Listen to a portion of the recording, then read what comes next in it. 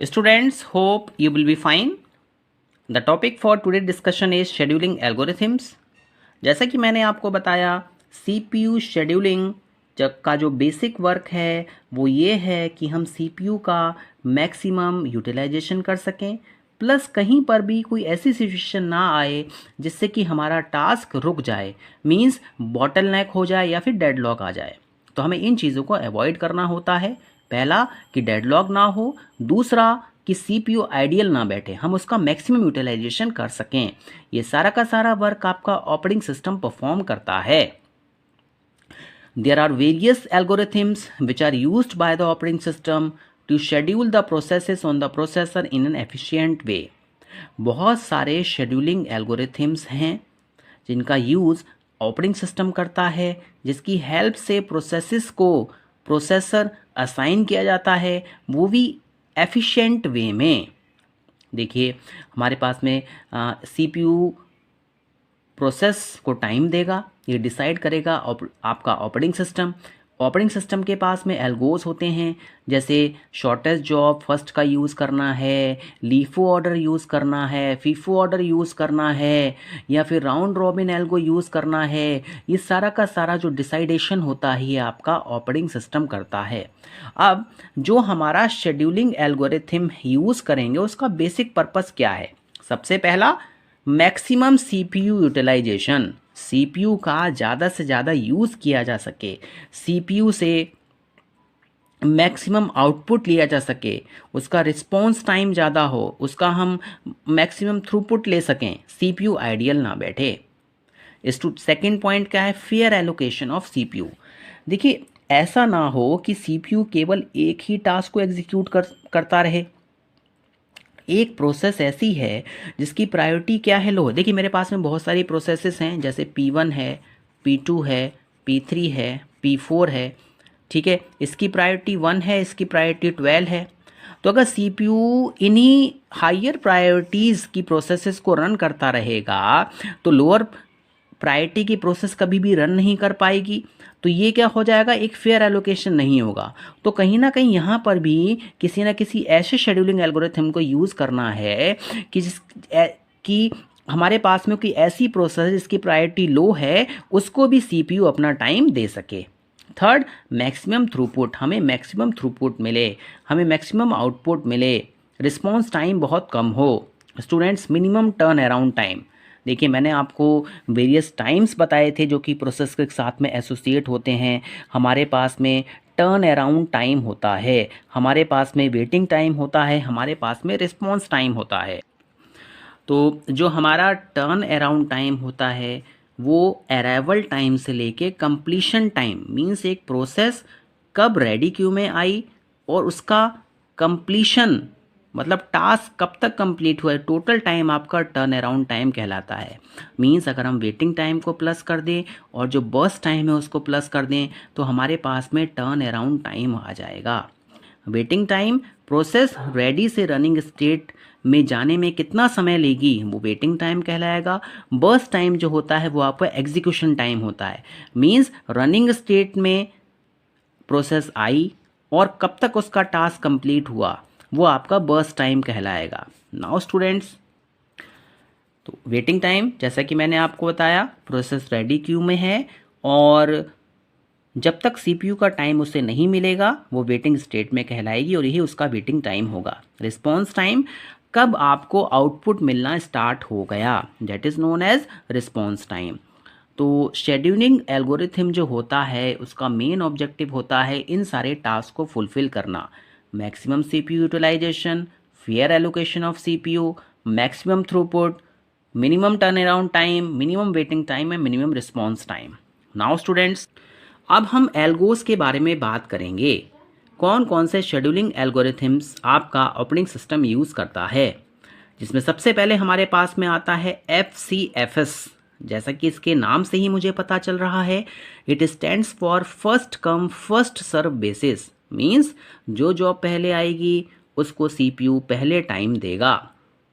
It is the simplest algorithm to implement. ये algorithm सबसे simplest algorithm है और इसका इम्प्लीमेंटेशन बहुत ही ज़्यादा आसान है। स्टूडेंट्स हम कुछ न्यूमेरिकल्स भी करेंगे जिसमें आपको ये देखने को मिलेगा कि हम FCFS कैसे इम्प्लीमेंट कर रहे हैं, हम शॉर्टेस्ट जॉब फर्स्ट कैसे इम्प्लीमेंट कर रहे हैं, etcetera etcetera. The process with the minimum arrival time will get the CPU first. यहाँ पे बेसिकली क्या है, ऐसी प्रोसेस जिसका अराइवल टाइम मिनिमल है, मीन्स जो सबसे पहले आ रही है उसको CPU अपना टाइम पहले देगा। The lesser the arrival time the sooner will the process get the CPU। Process जिसका अराइवल टाइम कम होगा उसको पहले CPU एग्जीक्यूट करेगा। देखिए, waiting time, response time, arrival time, burst time, turn around time, ये ऐसे टाइम होते हैं जो किसी भी प्रोसेस के साथ में एसोसिएट होते हैं। तो जो भी न्यूमेरिकल आएगा उसमें आपको अराइवल टाइम दिया होगा, वेटिंग टाइम दिया होगा, बर्स्ट टाइम दिया होगा। तो अगर आप FCFS इम्प्लीमेंट कर रहे हैं तो ऐसी प्रोसेस जिसका अराइवल टाइम सबसे कम है उस प्रोसेस को सबसे पहले CPU एग्जीक्यूट करना स्टार्ट करेगा। It is non pre-emptive type scheduling. देखिए, प्रीएम्प्शन का बेसिकली मतलब ये होता है कि सपोज CPU, मेरे पास में CPU है, ये P1 प्रोसेस को एग्जीक्यूट कर रहा है। सपोज कोई ऐसी प्रोसेस आ गई जिसकी प्रायोरिटी क्या है, हायर है, तो CPU इस प्रोसेस को लीव कर देगा और P2 प्रोसेस को रन करना स्टार्ट करेगा। ये कहलाता है प्रीएम्प्शन। ये क्या है, नॉन प्रीएम्प्टिव। मीन्स कोई सी भी प्रोसेस चली आए, अगर P1 को CPU एग्जीक्यूट कर रहा है तो वो उसी को एग्जीक्यूट करता रहेगा। मीन्स FCFS जो पहले आया उसका वर्क पहले कंप्लीट होना चाहिए। स्टूडेंट्स, इसके बाद में राउंड रॉबिन एल्गो होता है। देखिए, राउंड रॉबिन जैसा कि इसके नाम से ही मुझे पता चल रहा है, ये साइक्लिक वे में एग्जीक्यूट करेगा।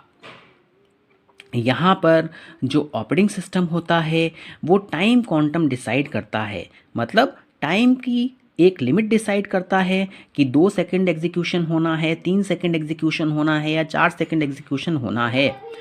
All the processes will get executed in the cyclic way. यहाँ पे जितनी भी प्रोसेसेस होती हैं वो साइक्लिक वे में एग्जीक्यूट करती हैं। Each process will get a quantum of time slice and then get back to the ready queue. जितनी भी प्रोसेस होती हैं उन सबको CPU अपना थोड़ा थोड़ा टाइम देता है। प्रोसेस रनिंग स्टेट में आती हैं, दोबारा रेडी स्टेट में चली जाती हैं, रनिंग स्टेट में आती हैं, दोबारा रेडी स्टेट में चली जाती हैं, जब तक कि उनका वर्क फिनिश नहीं होता है।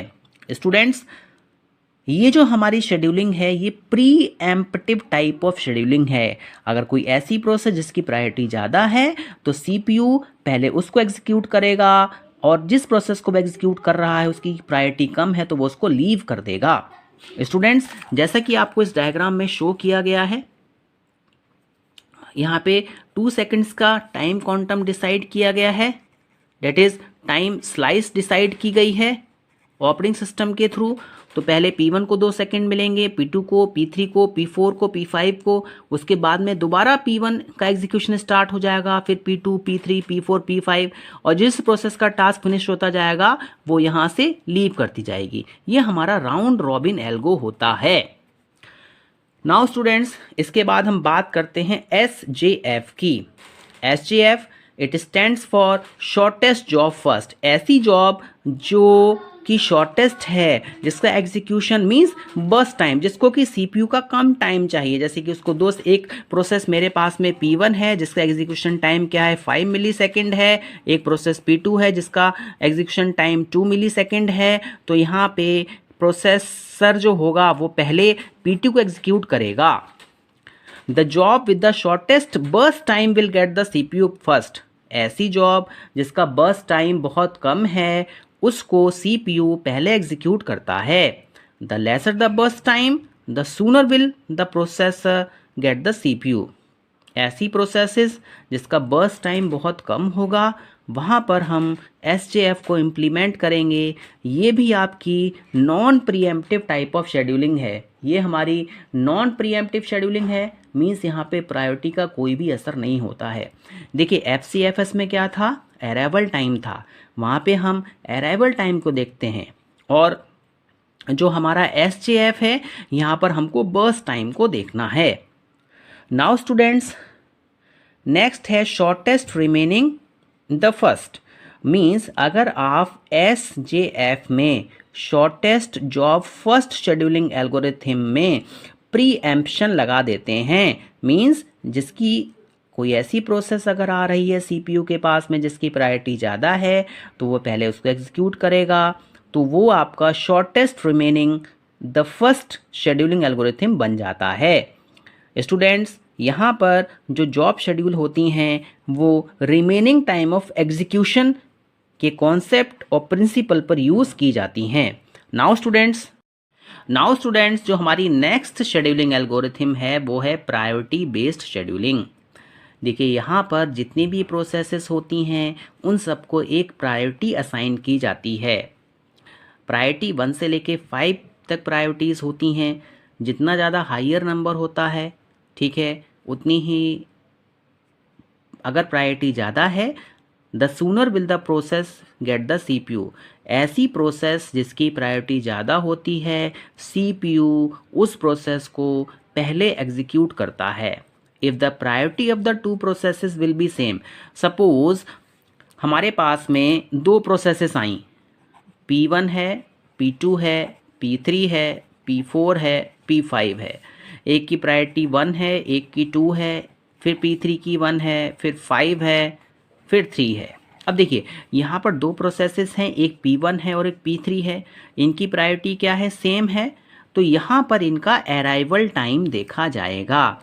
प्रायोरिटी बेस्ड शेड्यूलिंग में प्रायोरिटीज़ को डिफाइन किया जाता है। ऐसी प्रोसेस जिसकी प्रायोरिटी ज़्यादा होती है, सीपीयू उसको पहले एग्जीक्यूट करता है। अगर 2 प्रोसेसेस हैं उनकी प्रायोरिटी सेम है तो वहाँ पर सीपीयू अराइवल टाइम को देखता है। यही हमारी प्रायोरिटी बेस्ड शेड्यूलिंग होती है। नाउ स्टूडेंट्स, इसके बाद हमारे पास में है highest response ratio next, HRRN scheduling algorithm. ये जो हमारा शेड्यूलिंग एल्गोरिथम है इसमें ऐसी प्रोसेस जिसका रिस्पॉन्स टाइम बहुत ज़्यादा है, मींस जैसे ही उसका एग्जीक्यूशन स्टार्ट हुआ उसने आउटपुट देना स्टार्ट कर दिया, ठीक है। तो यहाँ पर इस एल्गोरिथम को यूज़ किया जाएगा। जिसका हाईएस्ट रिस्पॉन्स रेशो होगा उस प्रोसेस को पहले एग्जीक्यूशन होगा। यहाँ पर हमें सबसे बड़ा एडवांटेज ये मिलता है कि ये जो शेड्यूलिंग एल्गोरिथम है वो स्टारवेशन की प्रॉब्लम को रिमूव करता है। I hope you have understood this lecture. Thank you very much.